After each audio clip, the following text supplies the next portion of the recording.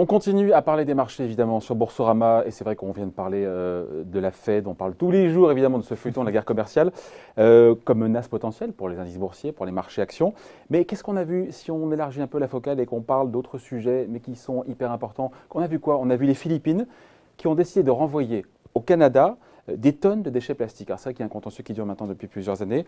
Ça concerne des dizaines de conteneurs, il faut expliquer la situation, envoyés donc par une boîte canadienne, on est en 2013, en 2014, qui étaient de façon inappropriée étiquetés, et bien quoi, comme renfermant des déchets recyclables. Bonjour Laurent. Bonjour David. Laurent Grassin, qui est à la rédaction de Boursorama, il faut le rappeler quand même.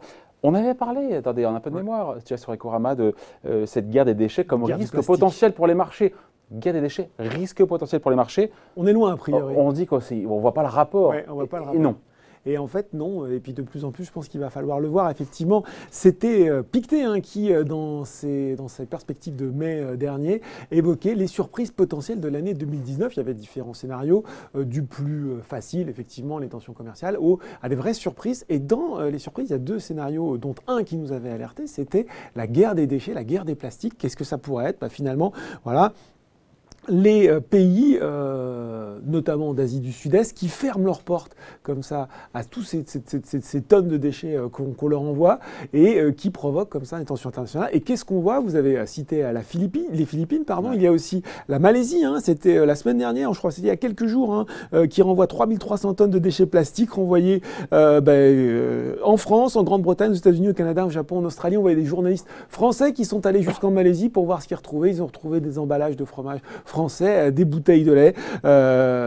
Donc effectivement, comment dire, un mouvement qui est en train de prendre de l'ampleur. Vous savez aujourd'hui combien on produit de tonnes de plastique comme ça? Trop, et j'ai envie de dire des centaines de millions. Oui, des centaines de millions, 400 millions de tonnes de plastique qui sont produites chaque année. Une croissance, ça se porte bien, le marché du plastique, c'est 8% par an depuis 1950. Et puis 80% de ces déchets, ils sont dans des sites. Alors, qu'on va appeler pudiquement des sites d'enfouissement, ce sont parfois des décharges à ciel ouvert, comme on a vu dans les images qui passent derrière. Et au niveau de l'incinération ou du recyclage, c'est quand même la portion très congrue, puisque 9% sont recyclés et 10% incinérés. Résultat, voilà, si demain...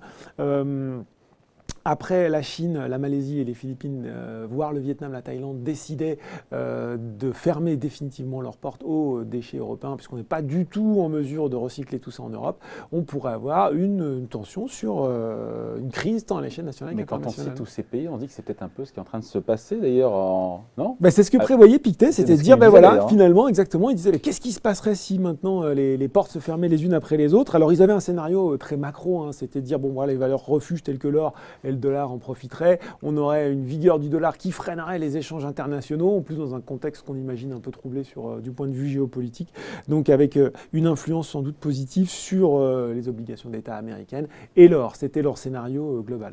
Ouais. Derrière, il y a cette prise de conscience écologique, on le voit bien, on en a parlé longuement d'ailleurs lors des élections européennes.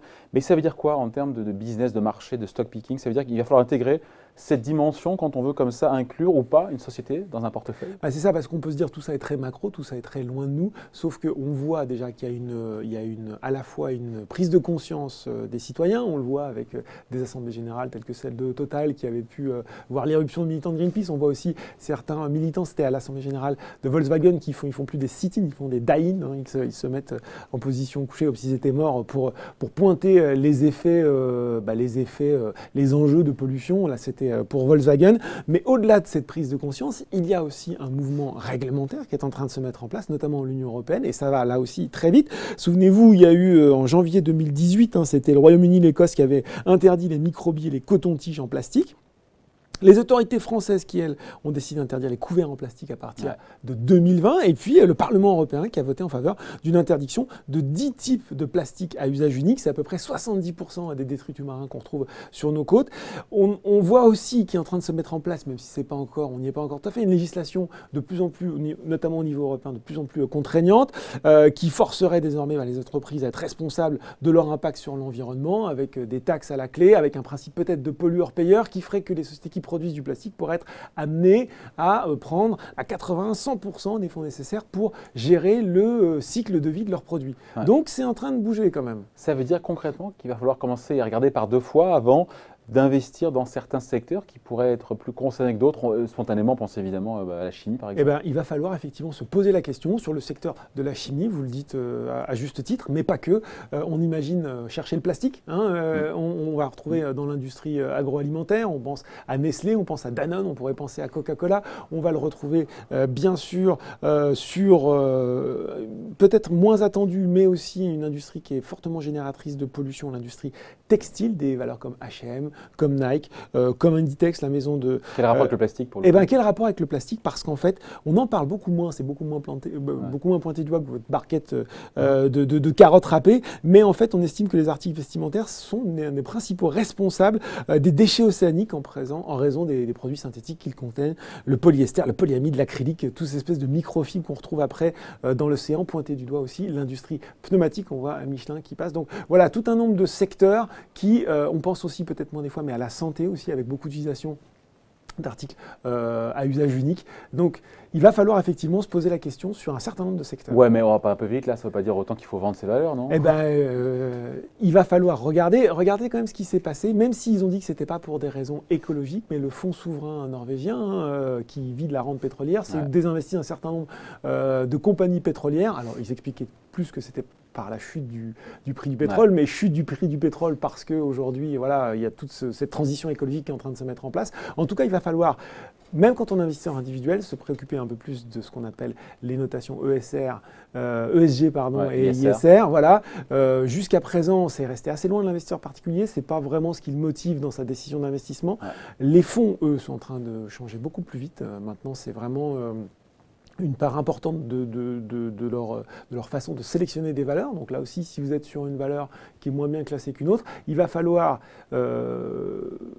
commencer à étudier cette notation, à éplucher les rapports, voir un petit peu celles qui ont intégré plus vite que d'autres cette contrainte, entre guillemets, écologique. Et je pense qu'à terme, on ne va pas tout vendre, mais il va falloir être sûr, s'assurer que ce soit bien pris en compte dans les valeurs qu'on va sélectionner dans son portefeuille. Et à contrario, on peut se dire, Laurent, aussi que certaines valeurs pourraient très bien tirer leur épingle du jeu. On a Veolia, par exemple, qui est le leader mondial dans le recyclage.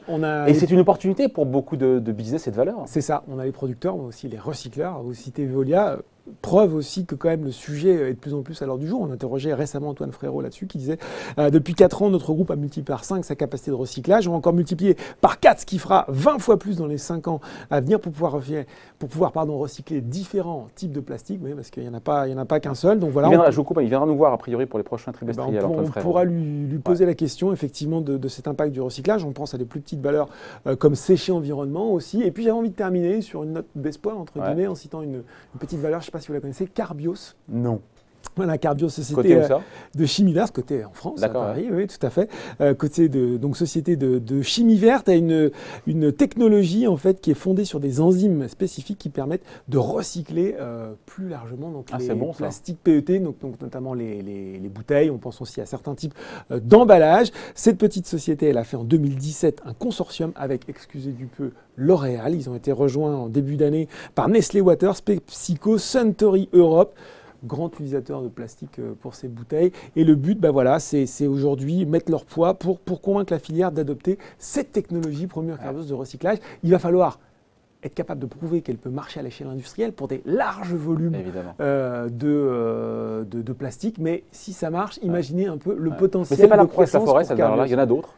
Il y en a d'autres. Je pense qu'aussi les grands groupes de retraitement vont mettre l'accent de plus en plus là-dessus. Après, encore une fois, on est sur des technologies qui sont encore un peu comme pour les biotech, très très expérimentales. Donc il va falloir qu'elles passent l'épreuve de l'industrialisation. Voilà. Donc menace pour certains, opportunité pour d'autres. Merci beaucoup Laurent. Bye. Merci David.